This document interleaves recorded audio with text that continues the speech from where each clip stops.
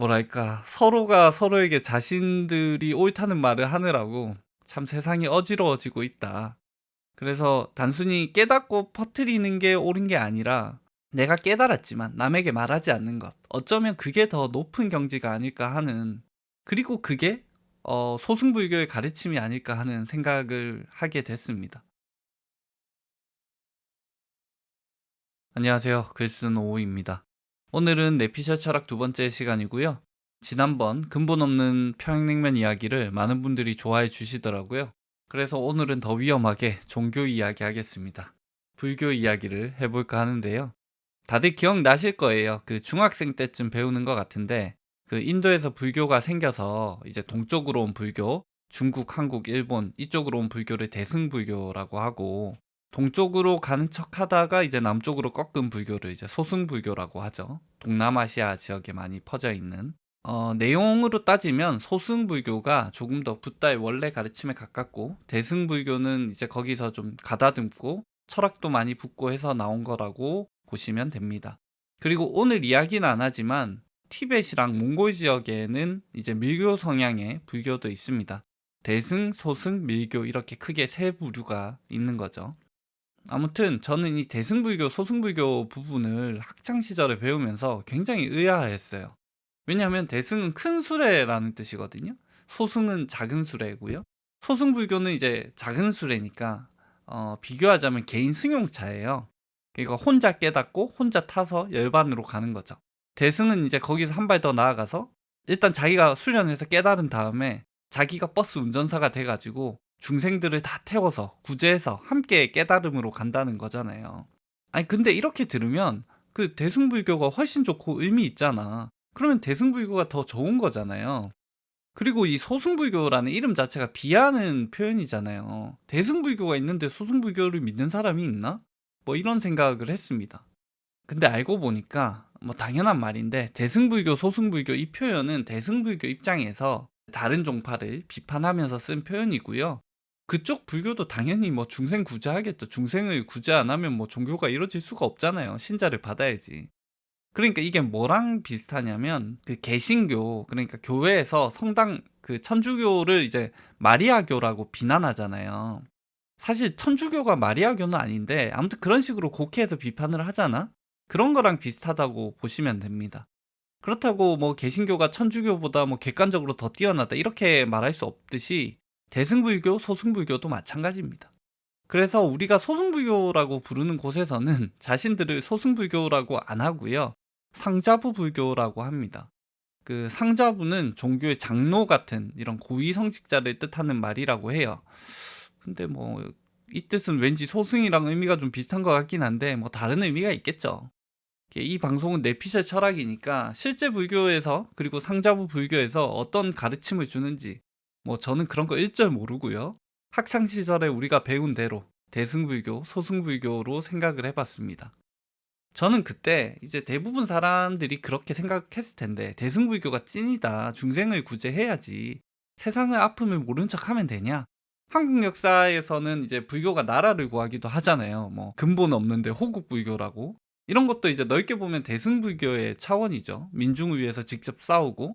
그러니까 종교를 떠나서 사회 전체를 옳은 방향으로 이끌기 위해서 노력하는 것. 뭐 지식인, 지도자의 책무라고 할 수도 있겠죠. 그래서 대승불교를 그렇게 사회 전체적으로 좋다라고 생각을 해왔습니다.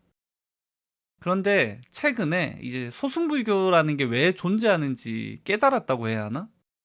불교식 표현으로는 이제 도노점수 하게 됐는데, 이건 진짜 상자부 불교의 의미가 아니라 대승불교에서 비판하던 소승불교, 수레를 만들어서 혼자 타고 가는 것, 그게 단순히 비난받을 일은 아니다라는 생각을 하게 됐어요.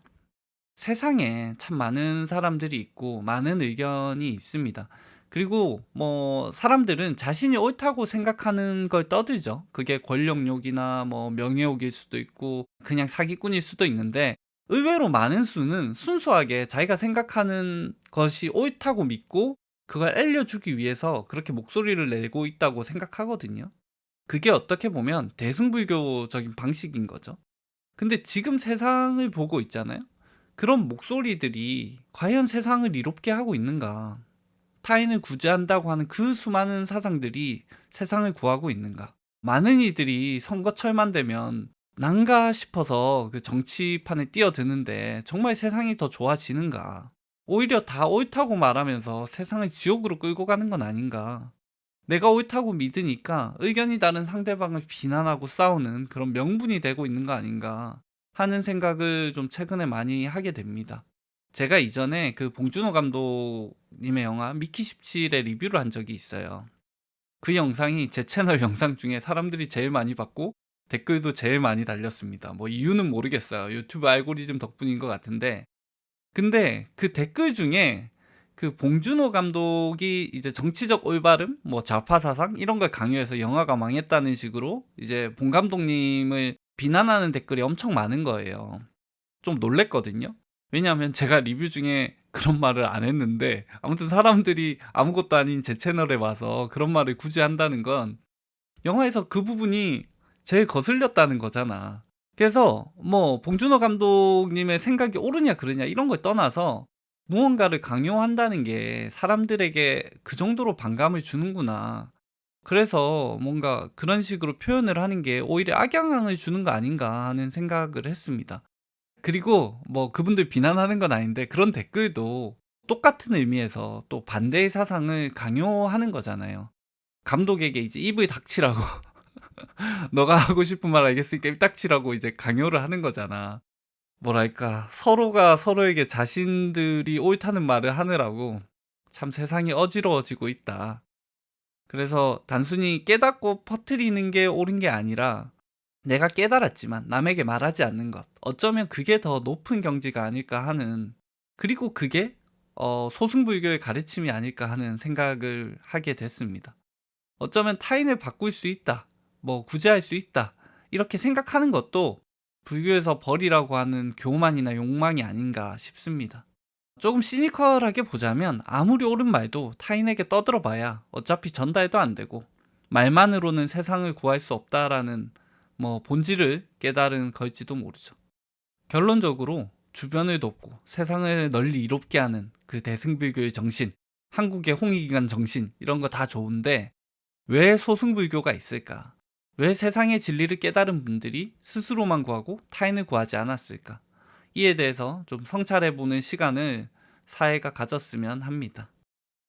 그런 의미에서 저는 깨달은 것도 없지만 그런 게 있더라도 방송을 안 하는 게 더 성숙한 모습일 텐데 아직 열반에 이르지 못한 관계로 이러고 있습니다. 제발 좀 닥치라고 말하고 싶어서 말을 하는 거죠. 방송 기획할 때부터 의견을 이야기하지만 옳음을 강조하는 방식이 아니었으면 좋겠다라고 막연히 생각은 하고 있는데 뭐 잘하고 있는지는 모르겠습니다. 오늘은 소승불교에 대한 밑도 끝도 없는 생각을 나열해 봤고요. 더 많은 중생들을 위해 좋아요, 구독, 댓글, 알림 설정 부탁드립니다. 내 편을 더 만들겠다는 집착에서 그만 벗어나시고 스스로를 구하세요. 감사합니다. 성불하십시오.